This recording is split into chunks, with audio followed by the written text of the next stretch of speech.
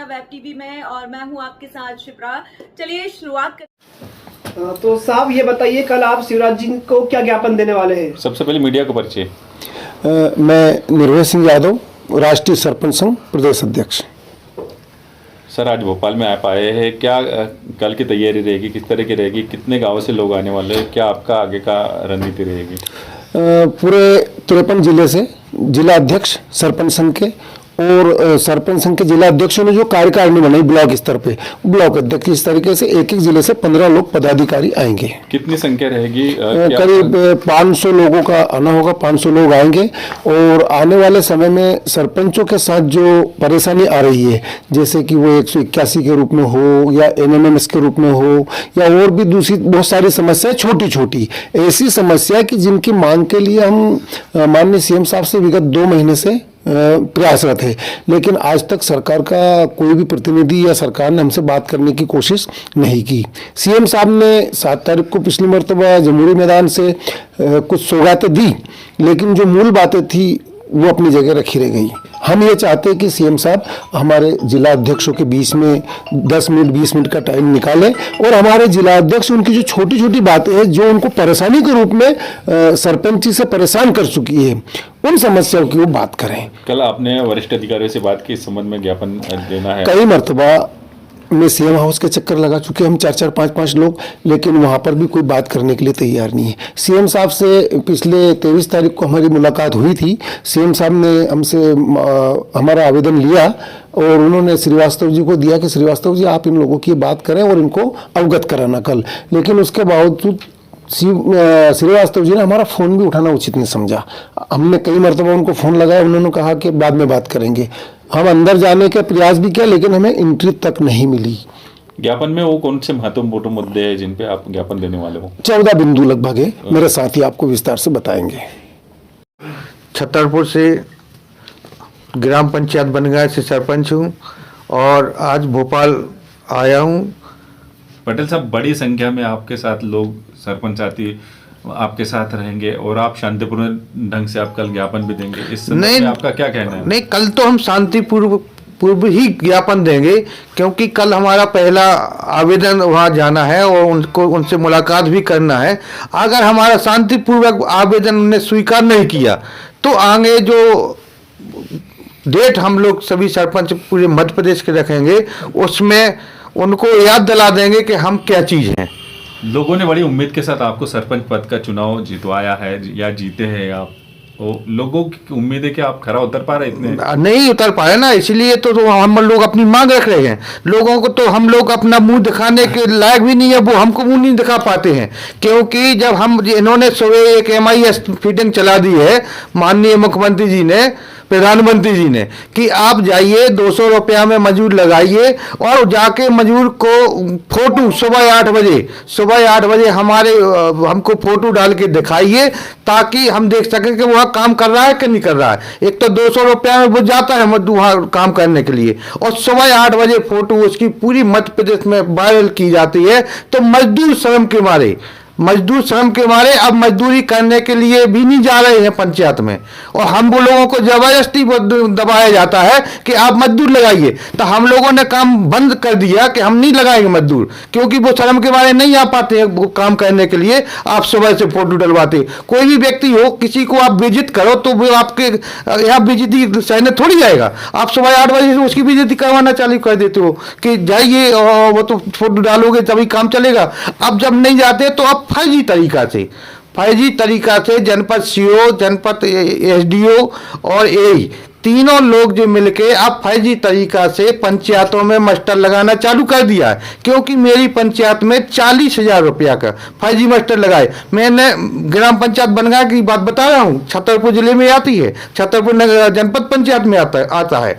और तो मैंने कलेक्टर को भी आवेदन दिया, जिला CO को भी आवेदन दिया कि हमारे बगैर ना सचिव को पता है, ना रोजगार सहायक को पता है, ना सरपंच को पता है। 40,000 रुपया का इन्होंने जनपद वालों ने गबन कर लिया है। आज तक 1 माह पूरा हो गया है, उस 40,000 का कोई हिसाब नहीं दिया गया, ना कोई पेमेंट किया है और न किसी को बताया जा रहा है। इस प्रकार की धांधली माननीय मुख्यमंत्री जी के कर्मचारी कर रहे हैं रोजगार गारंटी में। क्या आपको लगता है आपका जो मानदेय है उसमें आप संतुष्ट है, या इसमें भी आप राजवीर सिंह तोमर, राष्ट्रीय सरपंच संघ का मध्य प्रदेश इकाई का मैं महासचिव हूँ। सर कल आप शांतिपूर्ण तरीके से ज्ञापन देने वाले हैं सीएम साहब को, क्या कहना चाहेंगे इस संदर्भ में?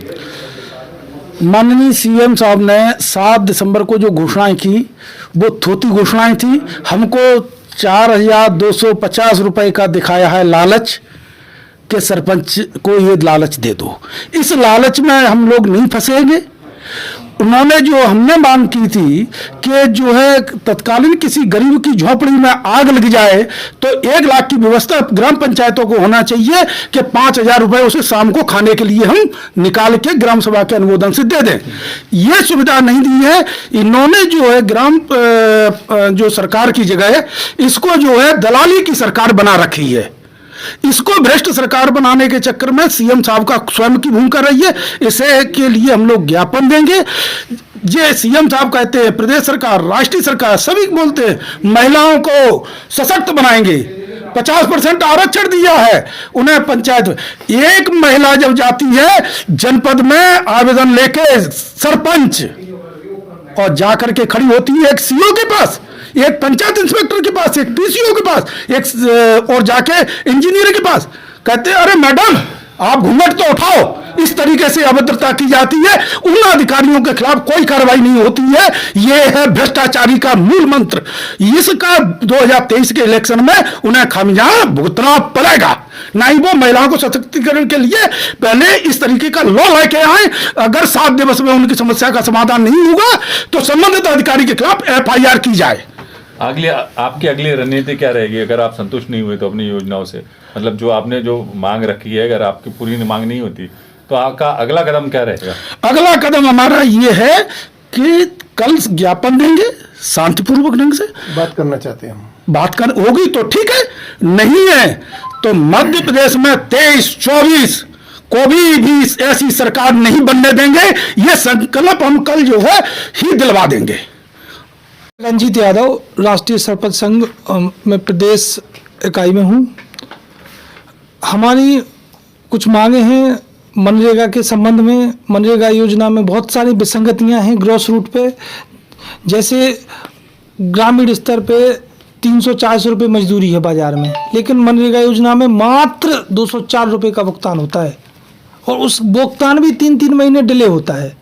यानी जिन लोगों ने दिसंबर में मजदूरी करी थी उनका भुगतान फरवरी में किया जाएगा।